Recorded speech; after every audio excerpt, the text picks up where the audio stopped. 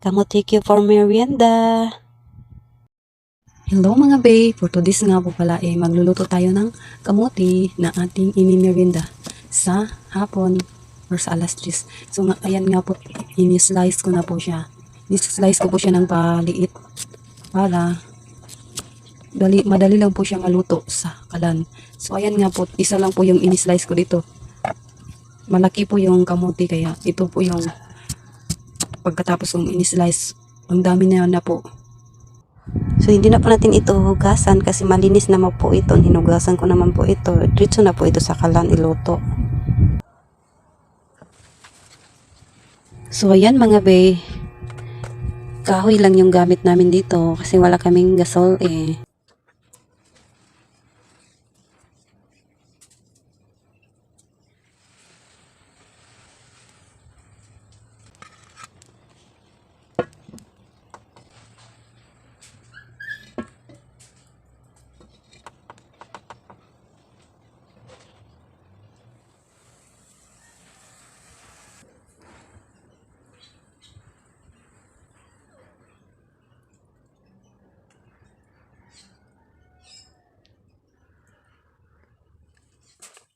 At ito na nga, linagyan ko na ng oil yung kalan.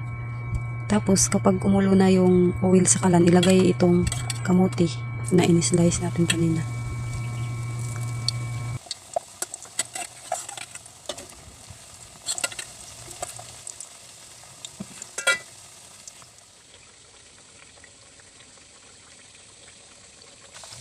Pagka-brown niya, Tapos balik rin naman natin itong kamuti na ating inilagay kanina sa kalan.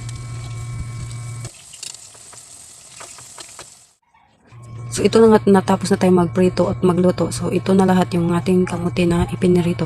Pagkatapos niyan, magpapakulo tayo uli ng oil sa kalan. Tapos lagyan natin ng 2 kutsara na asukal. Pagkatapos halu-haluin lang natin yung asukal hanggang sa lumapot.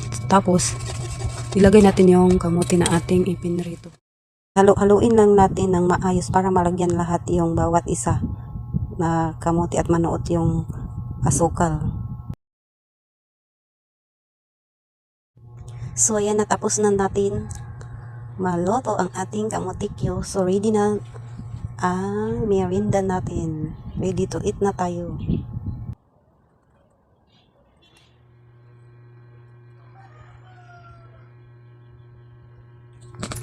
So yan mga bae, try nga natin kainin itong ating iniluto na kamuti Q.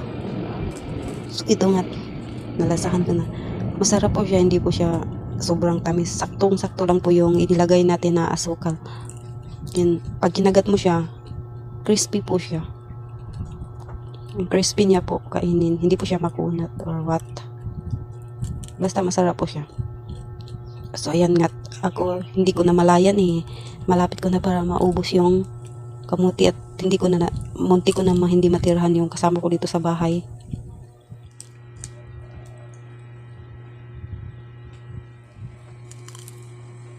At saka nga mga kabi, pagpasensyahan nyo nga po muna itong mukha ko dito sa bahay. Hindi na po ako nakapag-ayos niyan kasi nandito lang naman po ako sa bahay. So sino naman po ang papagandahan ko dito? So ayan lang po mga bae. Ayan mga bae, kain tayo mga bae.